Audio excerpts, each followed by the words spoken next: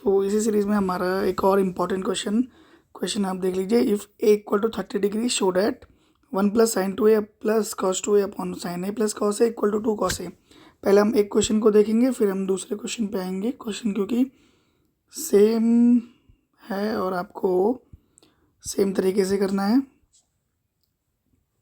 ठीक है। अब लेफ्ट हैंड साइड को लेके चलेंगे, LHS को लेके चलेंगे हम।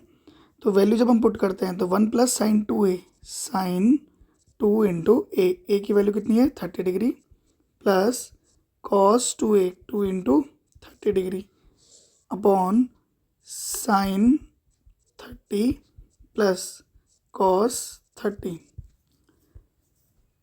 अगर आपको टेबल याद नहीं है तो एक और वीडियो इसके बाद में टेबल की अपलोड करूँगा, उसे आप देख सकते हैं।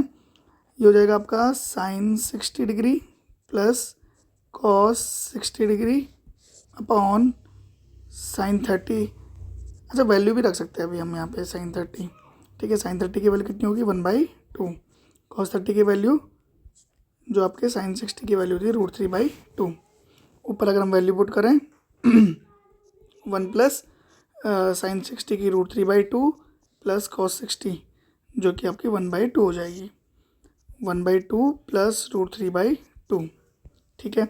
ऊपर अगर एलसीएम लें तो ये हो जाएगा आपका 2 plus √3 plus 1 upon 2 upon 1 plus √3/2, क्योंकि डिनोमिनेटर सेम है। यहाँ पर कैंसिल आउट हो जाएगा।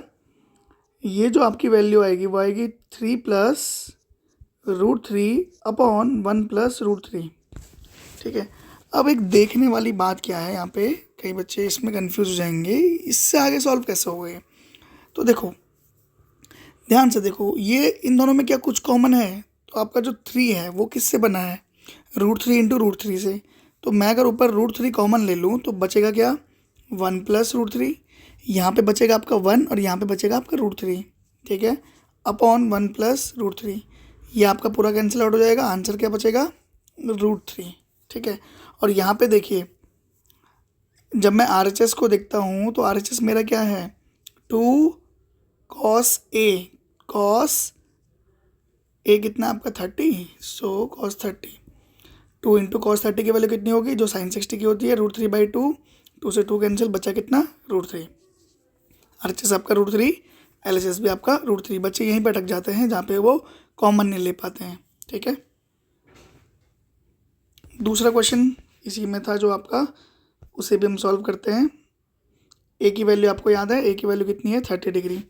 सो ये आपका हो जाएगा कॉस क्यूब ए, ठीक है। ए बोले तो 30 माइनस, इसमें भी LHS को लेके चल रहे हैं, कॉस 3 इंटू 30 डिग्री अपॉन, ठीक है, नीचे भी अगर वैल्यू पुट करेंगे तो ये हो जाएगा आपका cos 30 degree plus sine cube 30 degree plus sign 3 into 30 degree upon sine 30 degree. तो क्वेश्चन लेंदी है, लेकिन ना आराम से करोगे, वैल्यूज़ को सही तरीके से पुट करोगे तो आंसर गलत नहीं आएगा। बच्चों को इसमें गलत आंसर आता है।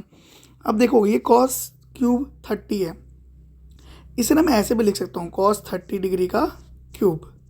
यहीं पे कन्फ्यूजन होता है बच्चों को कि क्या होगा इसमें।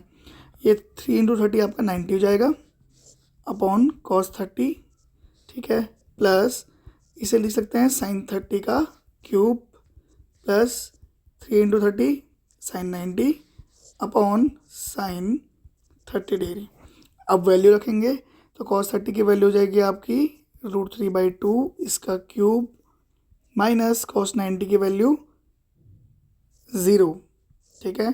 कॉस 30 की वैल्यू बताओ √3/2 प्लस साइन 30 की वैल्यू 1/2, इसका हो जाएगा आपका क्यूब प्लस साइन 90 की वैल्यू 1 अपॉन 1/2,